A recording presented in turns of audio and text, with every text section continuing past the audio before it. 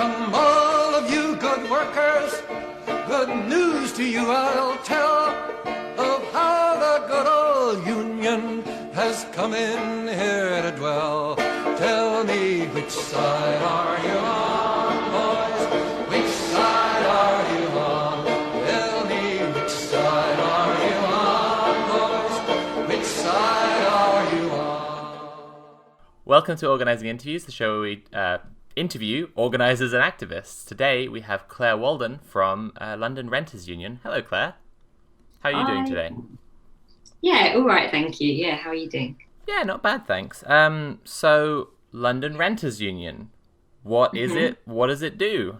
So it's as it sounds. So it's a union for renters. So in the same way that you have trade unions in the workplace, so that's when when groups of workers get together and kind of fight for their rights as workers. This is when renters, anyone who rents their home, this is us getting together and fighting for better conditions for renters.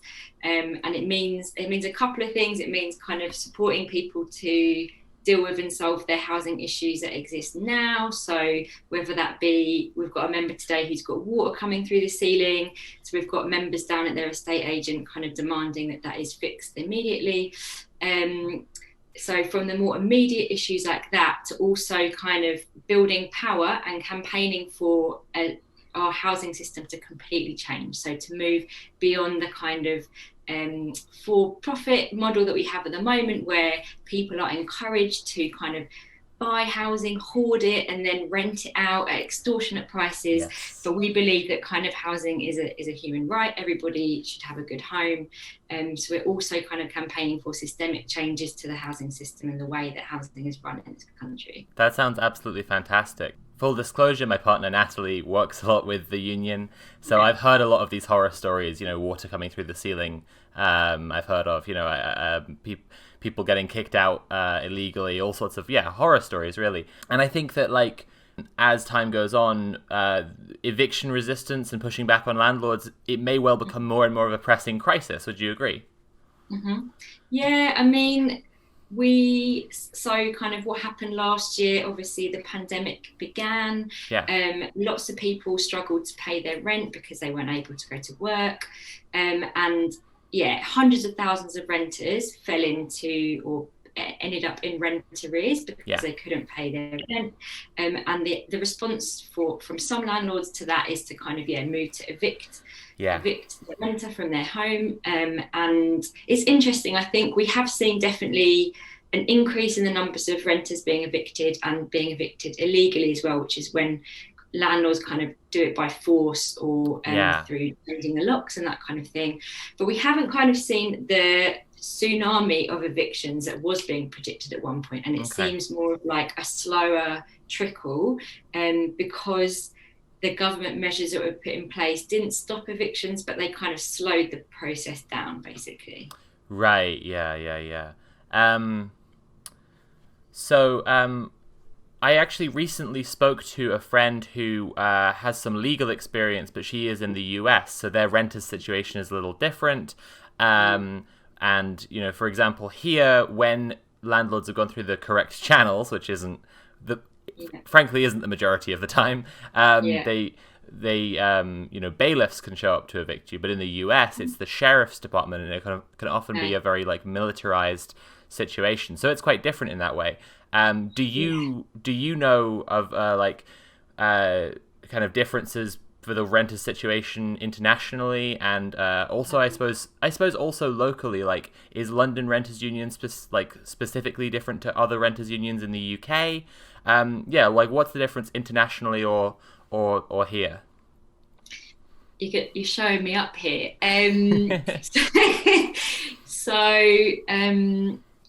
I think that. So what we have in this country is the Section 21 eviction process. So in addition to how you can be evicted if you have rent arrears, you can also be evicted for no fault. And that was brought in by Margaret Thatcher's government in the 80s. Part of a sweeping set of policies to essentially make a new landlord class in this country. Right. Yeah. And my understanding is you don't have that in other countries. You don't have this ability to kind of, for absolutely no reason, say you have to leave in 2 months' time because I say so. Yeah. Aren't we lucky? Yeah. But I guess it's interesting. I don't know if you've followed like what's happening in Berlin at all. Uh-huh. So in Berlin, the renters movement managed to bring in push the government there to bring in rent caps, rent controls to stop like the extortionate skyrocketing of rents, which you've seen in Berlin. And then you had courts in Berlin say like this is illegal and these landlords are now owed money. They're now owed for the fact that they didn't get market rent for that time. And what you've got in response there is the renters movement saying, well, fine, we're going to try and bring in thousands of homes into public ownership then. So there's now a referendum going on, which is about taking away housing from the biggest landlords in the city. Incredible. And bringing it back into public ownership. Yeah. So that's an exciting example to look for. And what they have in Berlin is this referendum system where if you get 5% of the city to like participate and say they want a referendum, you can have a referendum on anything. So that's a cool bit of democracy that exists there that we don't have here. Berlin renters unions are absolutely going gangbusters. A really good example of how renters collective action can really kick some ass. So moving on, I was wondering, getting back to London Renters Union specifically, do you organise around particular like principles that guide your like action? And if so, what are they? Yeah, we do. So we have like principles as an organisation, like things like nobody kept down, always listening, always learning. And that's kind of like about kind of, as a union, how can we be democratic? How can we make sure that we are welcoming? How can we make sure that we don't get stuck in like ruts of doing things which aren't working, but which we feel really attached to and we can't let go of? But we also have principles and kind of how we do our what we call member solidarity work. So I think Acorn and other unions, I think, call it member defence work, which is the picket at the estate agent because the water's coming through the ceiling stuff. And some of the principles that we have around that are things like solidarity, not charity. And that's about the idea that we're all renters, we're all working together, we're building our power together. This is not about some renters solving other renters' housing situations for them. There's a principle which is like fight for yourself and others. So if you're going through a housing issue, if you've been through it, you're actually the best placed person to support someone else who's that makes sense. been going through it. You've been through that process yourself. You know what works, what doesn't work. So these are kind of foundational in how we work. Yeah, and what I should say, I think, is like the most important principle, and this runs through all, like both the kind of organizational strategy as well as the kind of how we do the work, is that like we have to build the power of the union through whatever we do. And at the moment, like the housing system is stacked in the favour of landlords. Like landlords have the ear of government, they write policy, they control our day-to-day lives. And that will only change when we have a powerful organisation of renters that can start to tip the scales in the other direction. And to do that, we need to build really powerful unions. So that does mean that sometimes like we have to say no to doing certain bits of work because it's not actually going to help us build the more powerful union that will actually enable us to kind of change those systemic conditions together. Nice, absolutely. That's fantastic. Yeah, fantastic. So if a viewer watching this was in London and they wanted to get involved with London Renters Union, so I mean, firstly, this is probably a smaller part, just like how do they do that? But then when they get involved, what could they expect to be doing? What do they expect to, we're assuming this viewer absolutely wants to roll up their sleeves and just get stuck right in. Yeah. Okay, well, so we organise ourselves geographically. So we have branches in different parts of London. We don't have a branch in like every part of London yet, but the first thing to do, I think, would be to work out what's your local branch. So if you live we currently only have one branch in South London, which is shameful. But if people live in areas like Southwark or Lambeth, Lewisham, Greenwich, then the nearest branch is like the Lewisham branch. Right. We have a branch in Hackney, we have a branch in Newham, and then we have some groups which are kind of our embryonic branches that will become branches. Okay.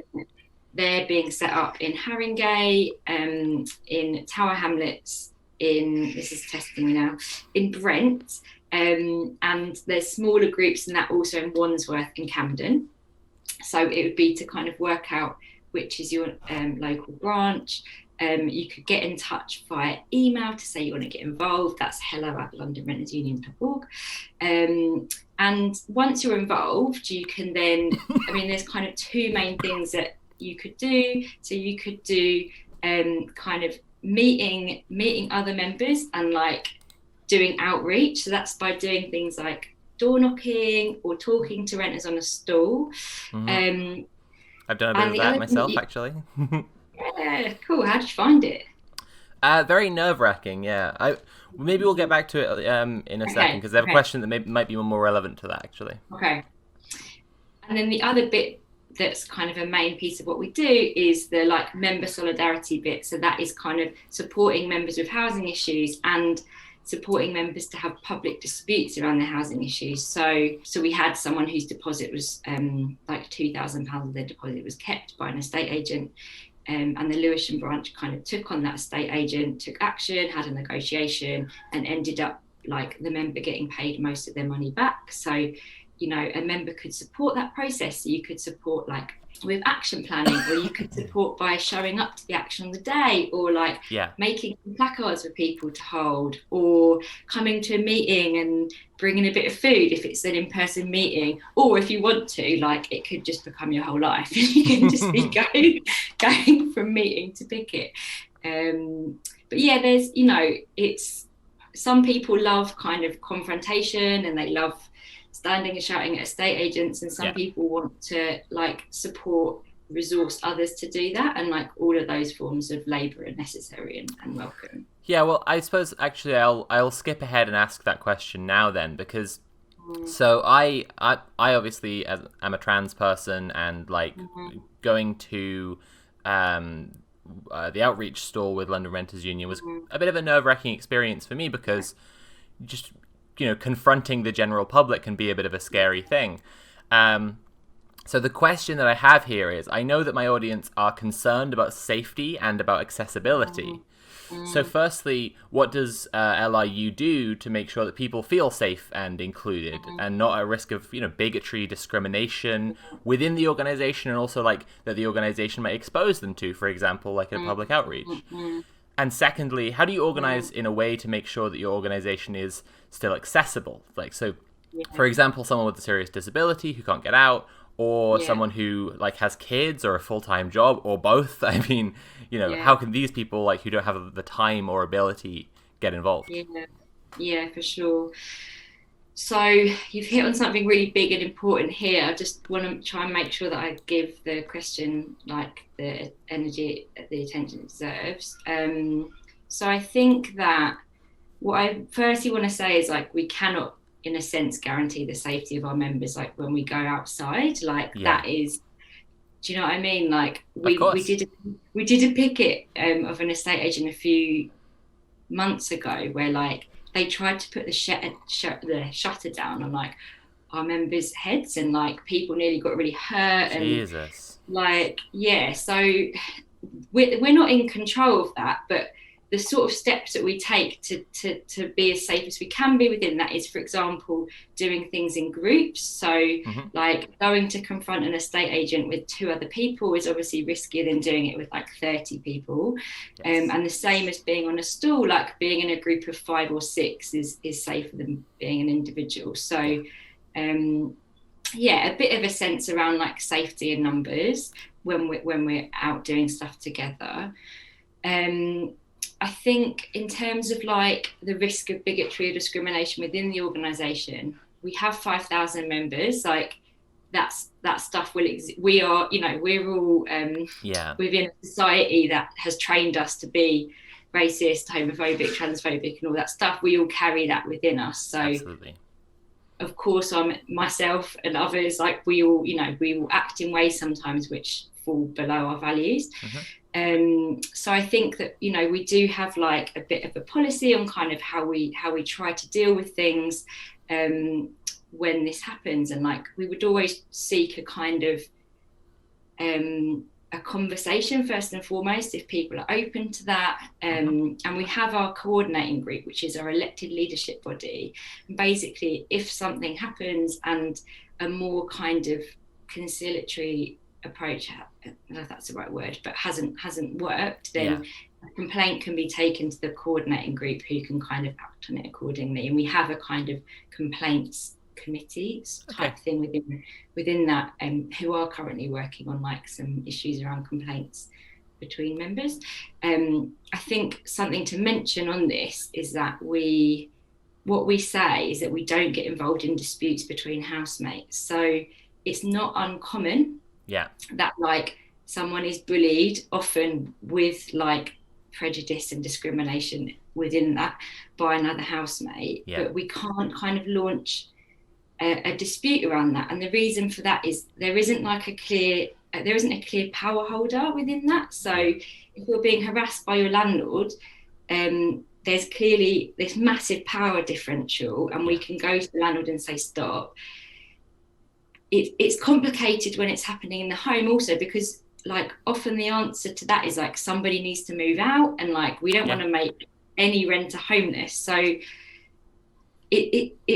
that's really messy, I think, when those things happen, when there's kind of bullying in the household between renter to renter. However, I know of an example. Sorry, this is from what I know of, that of an example of a renter who was being bullied with that kind of prejudice, whose landlord then was trying to kick her out, right? Because he saw her as the problem. Right. That's a place where the union can step in. Yeah. Absolutely. Right. So I think in terms of like the accessibility of the organisation, we have a big problem. It is not anywhere near as accessible as we'd want it to be. Okay. I just want to be, from my perspective, I want to be real about that. That's great to be upfront about it. So, and I think that the sort of things that you mentioned are issues within that, which is when you're doing a lot of work and you're moving quite quickly, it can be really, really hard to be like, as you say, someone that has caring responsibilities or a disability, like to tap into that can be really hard. I guess trying to think about times when we've done it well is things like, so I'm in the Newham and Leytonstone branch of the union, and I helped set that branch up in 2018. I've been a member since then, and I've been a member of staff for about a year and a half. But things like asking somebody like, would you be able to like do the printing and bring that and we can pay you back for that, or would you be able to bring some food to share that, or could you do the 5-minute opener at the start of the meeting to welcome people? Like, there are ways of, to me it's really problematic if it's like you either come in and give your life to this organisation or you can't get involved. Absolutely. Like, it does not work for most people. And furthermore, that will end up with an organisation who are the most privileged people and have the most time, the most accessible, who already, exactly. Yeah, for sure. So I think another thing that's good is that we now have a Disability Justice Caucus in the union, which is members who self-identify as disabled. And my understanding is one of the things that they're going to be doing is a bit of an audit of the organisation, which is like, where are we falling short on like access issues, and that we'll be able to then like do something about that. But I think that for me, this also comes down to the distinction between organising and activism. So activism is self-selecting people who generally have time privilege, if not economic privilege and other forms of privilege, who work on something, whereas organising is about going to people who are not already active, not already politicised, about bringing people in, about finding the fact that like there are already loads of organic leaders that exist in the community, people who's the person on the estate that whenever there's a problem, everyone goes to that person, or who's the person in the block whenever there's a problem, people are like, we need to go and talk to so and so. Like, and often those are people who like do have health issues, who have loads of caring responsibilities, and they're already acting as leaders in their, you know, within their setting. So all, you know, organising is about how do you bring those people in to help lead the process, and that doesn't mean saying to them, you know, you need to write this document, you need to come to every meeting. That isn't what leadership is. Leadership is moving others to action. And the best placed people to do that are people that people trust, people know. So we need to make sure that there's space within the union, that it's not being so filled up by activists, right? That there's not space for people who are already leaders, or people who are just brilliant human beings who bring their kids and make a couple of important points every now and then, or show up to stop an eviction because they've been through an eviction themselves. You know, there has to be a place for all of those people and things to be happening in the organisation, and we don't always get it right. Right. And that's why I mentioned always listening, always learning, because we have to be constantly responding to what we're not doing so well at. Absolutely. Fantastic answer. Thank you so much. I think it's great to not just have your ideas already in place for what you're doing, but an attitude that you're constantly going to do better. If a viewer wanted to get involved, but they were outside of London, in, let's say, in the rest of the UK, because I'm going to do some other interviews talking about different countries with people with their more specific things. But if people were outside of the UK and they wanted to get involved with something like this, what could they do? And also, if there wasn't, I mean, so the obvious tendency is just going to be if there's a renters union, find the one near them. But if there's somewhere else where there isn't a renters union, I guess is the real question I'm asking. What can they do to start organising together? So I'm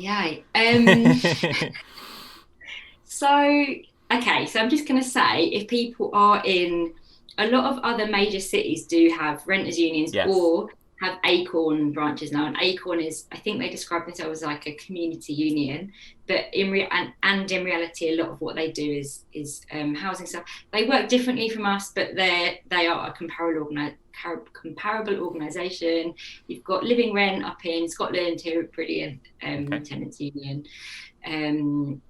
So in terms of starting it off, so I think, well, I guess I could think about some lessons from starting up LRU. So the first branch that we built was the Newham branch. So Newham in East London, it's got the highest rate of homelessness of anywhere in the UK. It is at the bottom or the top of like so many indexes, like around poverty and around debt and that kind of thing. It's also got like enormous private rented sector. I think it maybe has like the highest number of PRS properties in the country. Private rented sector, sorry.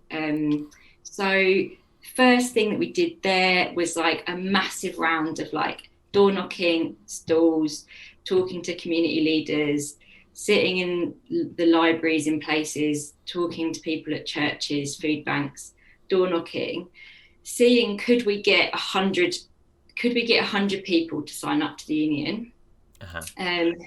And once we did that, then having what we called community meetings, which were small meetings initially, like 5 people, 6 people, 7 people, to talk about like, what is your experience of the housing system? What are you going through? What do we want to kind of do? And what do we want to achieve together?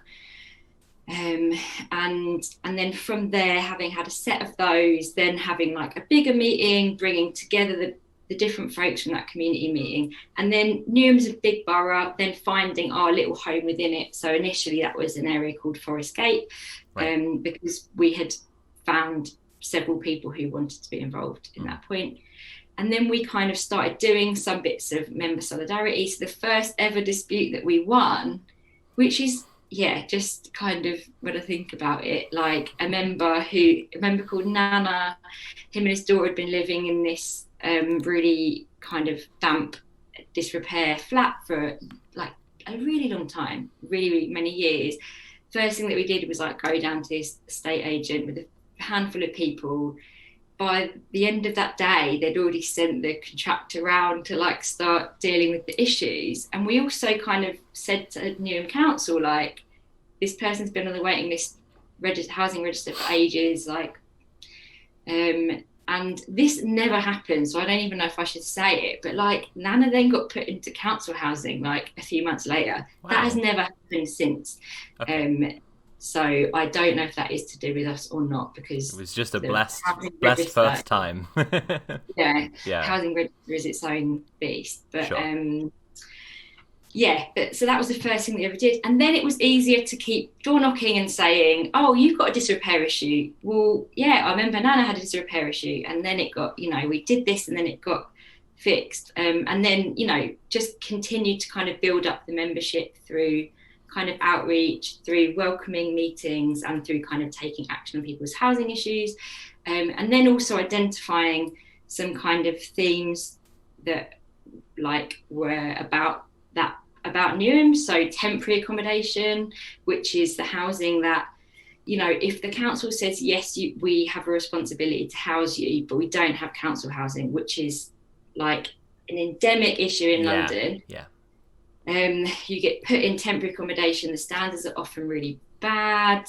And we identified that actually a lot of members were in temporary accommodation, had issues there. So the next thing that we did was like a joint action, a joint dispute between several members with temporary accommodation, action at the council, secured a negotiation with the council, managed to get some people moved, some people's conditions improved. So yeah, I think in terms of setting one up, the really important thing is for us, like if you want to build a branch that kind of represents the area that it's in, you're going to need to do a hell of a lot of like door knocking and outreach at the start.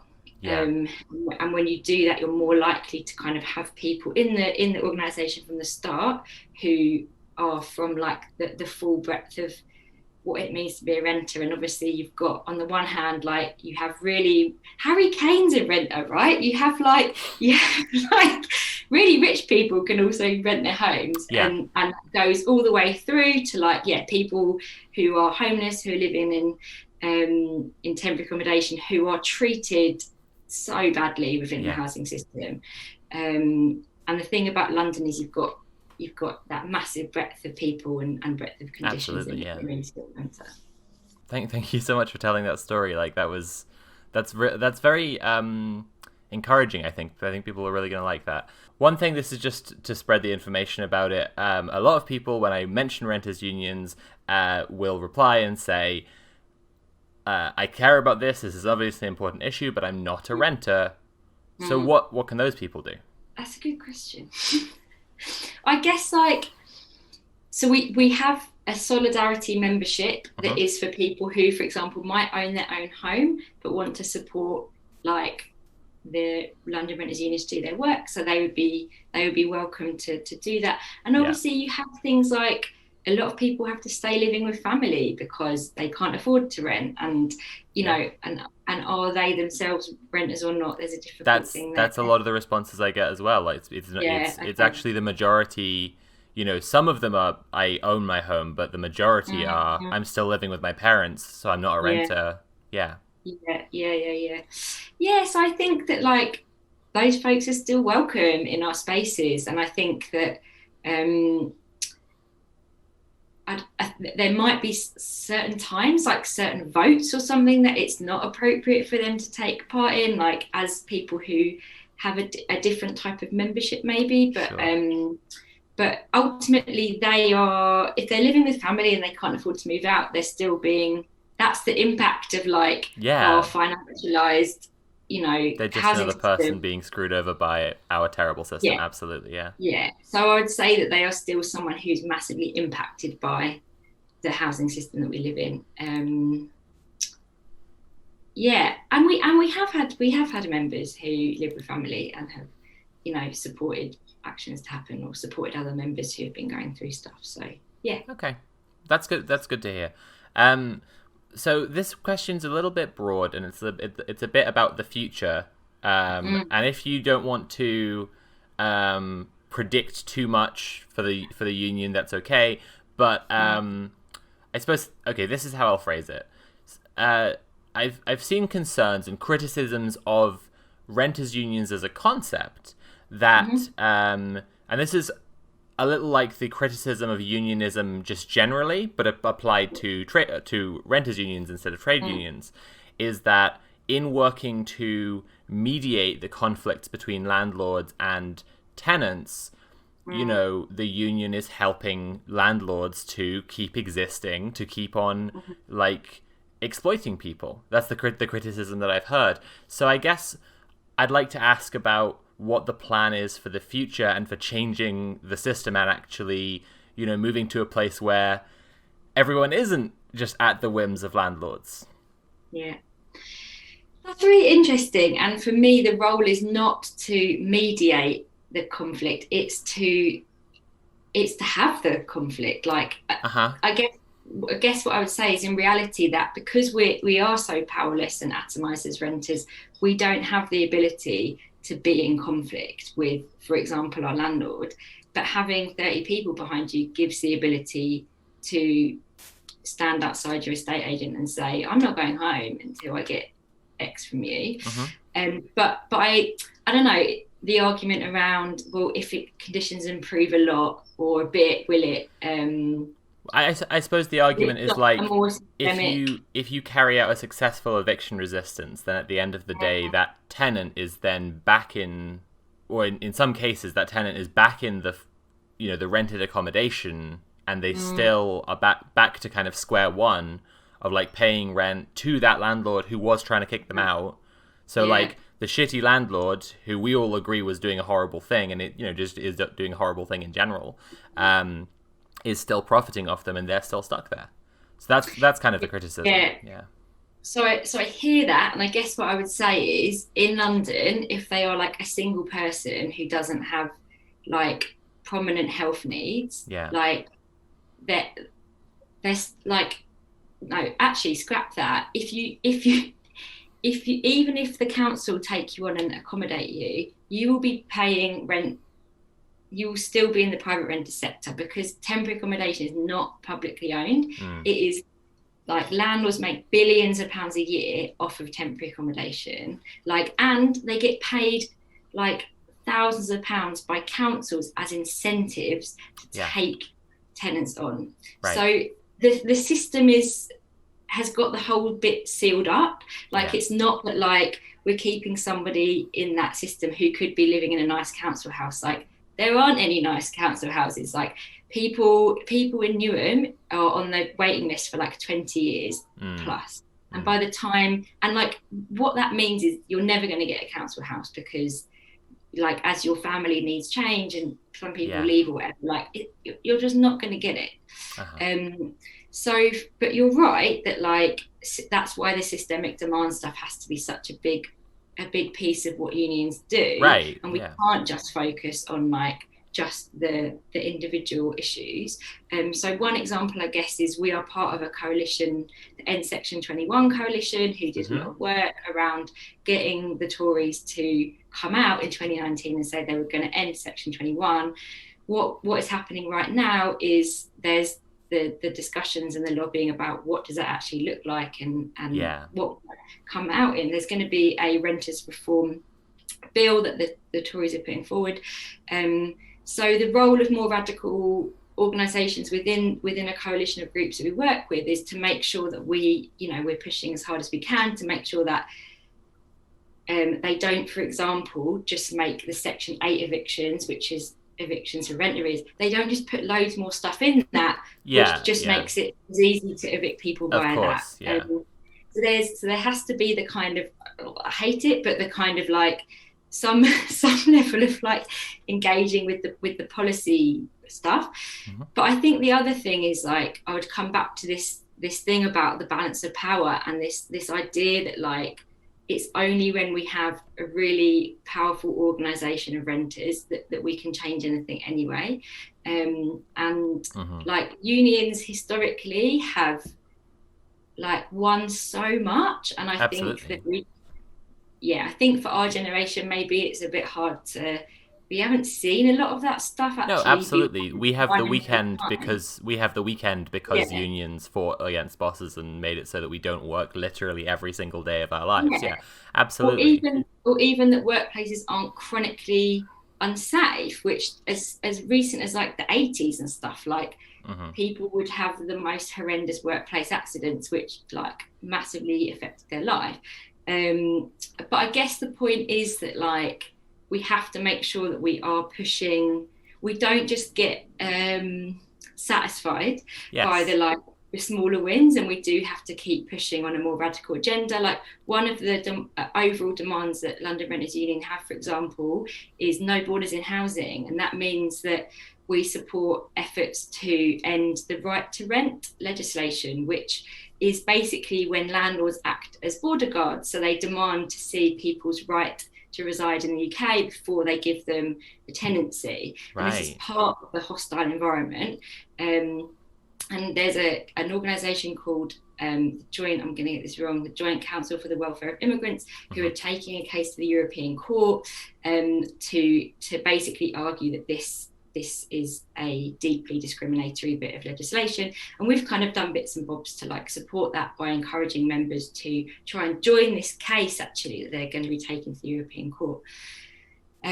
So yeah, we have to be doing that kind of more structural stuff, as well as getting to the point where one day we can have a big bloody confrontation with the state as well. Like, you know, if we're 2 million renters, we can do that. We can do that. Okay. So the biggest thing for you right now is growing the union, because when the union is big enough, you'll have that power to actually confront the state about the system and its systemic failures.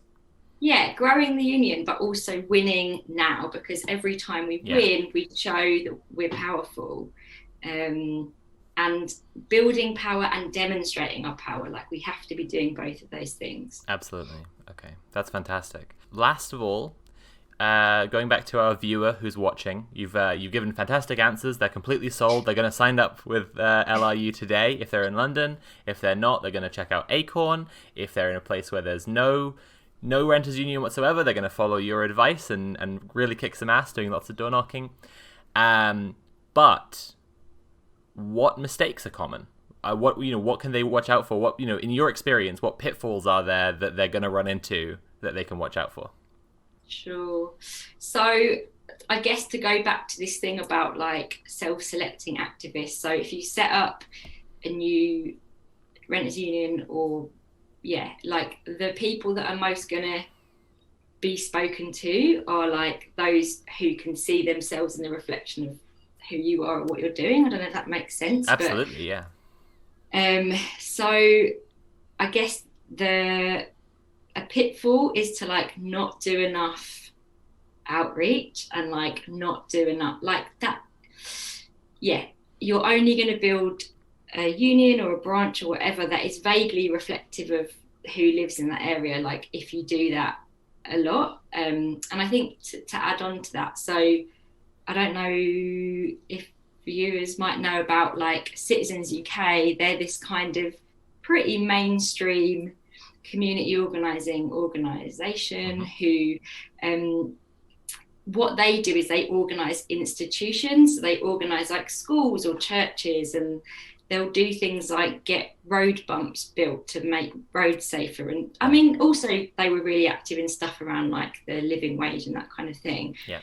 And there's a lot of criticisms of Citizens, and some of them I think are quite well founded. But I guess what Citizens also understand is like who has power already in a community. So like pastors in a church, for example, can be very powerful people who have the ability to speak to hundreds of people in one go and move hundreds of people in one go. And so I think that, if you're thinking about breaking down, not just speaking to like white middle class, whatever, people with lots of time, yeah, is there, for example, a church where you could go and speak to a pastor and get them on side, Right. and they could move, you know, a lot of people to action quite quickly. Right, So yeah. If you're to follow your example, if you do just live in a place where a lot of people are religious and a lot of people go to church, and you're trying to organize a renters union, there's no point in you avoiding the church and you trying to do anything without them, because they're right there. Then they're the center of the community. Yeah, absolutely. Yeah, they already hold that leadership, right? Yes. So the question is, how are you going to get them on board? And I think a second thing is the mistake to only organise with people who you share your politics with completely, and this has been a real, like, I think that I really love actually about LRU is like people say stuff that I sometimes I'm like, oh, you know, and it's not this thing which is like, get out, like, you haven't got pure politics, like, you know, you're a bad person because you said this thing. And it's more of a, you know, a question which is like, how can we talk about this stuff together? And like, if we only organise with people that share our exact politics, there's not many of us. There really isn't. Yeah. So you're going to need to be willing to work with people that might also hold views that you find difficult. But like, actually, the thing that's really important is if you're building a relationship with that person. So one of the tools that we use in organising is the one-to-one, which is, it's basically just a kind of conversation where you share bits about who you are, why you're motivated to do the work that you do, and you kind of work out, is there a way that we can work together moving forward? And is there something that I can ask this member to go and do to kind of also to see whether or not they might actually be a leader? So you could say, can you bring somebody to the meeting next week, and like, you can see, do they have the ability to move other people to action? But the one-to-one, like, what's really important about it is it's about the relationship, and if you build strong relationships with each other, you can withstand differences of opinion or difficulty there, because you have a solid base. You get where that person comes from, even if you don't agree with them. So I think a pitfall is to only work with people who you agree with. Yeah, definitely. I think that's part of why I'm doing this series, just to expand a little. Like, I have an audience who are politically invested, but they don't necessarily know what they can do in their area and get involved with specific causes right now. Yeah. And so I wanted to do this series because those people, they're right there. They want to do stuff. But, in the online space, a very common thing is just like a lot of splitting hairs over what we think and all of this. And on the ground, at an eviction resistance or protesting outside of a big, huge, landlord who are exploiting, 1,000 tenants, like, you just don't, it doesn't matter. Like, it matters that you're there and the other person is there and you're there together doing it. Yeah. And that when you take action together, you forge bonds, which also, like, people have said stuff that I have found like offensive, and like I've gone back and like gone over that stuff and said why it is that I feel that it is offensive or whatever. So it's also not about saying, oh, whatever people say is fine, let it go. But it's about knowing that so many of us do hold that stuff. And in fact, middle class people are a lot better at like saying the right thing and being seen to say the right thing, because they have done things like gone to university where they've learned to speak in certain ways. Absolutely. So like, part of kind of, a big piece of organising is learning to organise across difference and be together across difference, I think. Yeah.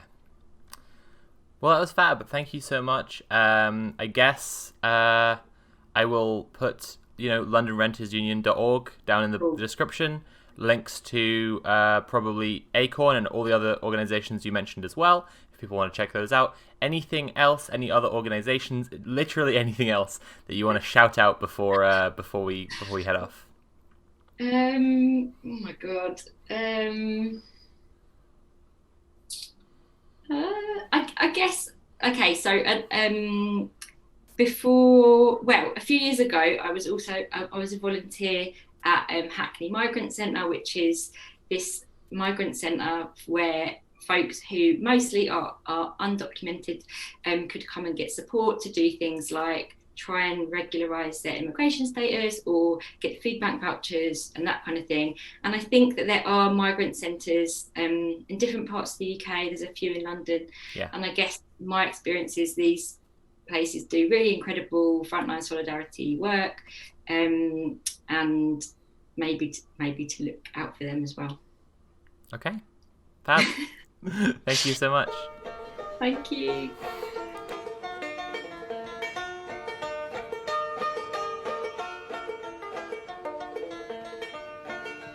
Which side are you on, boys? Which side are you on? Which side are you on, boys? Which side are you on? They say in Harlan County there are no neutrals there. You'll either be a Union man or a thug for J.H. Blair.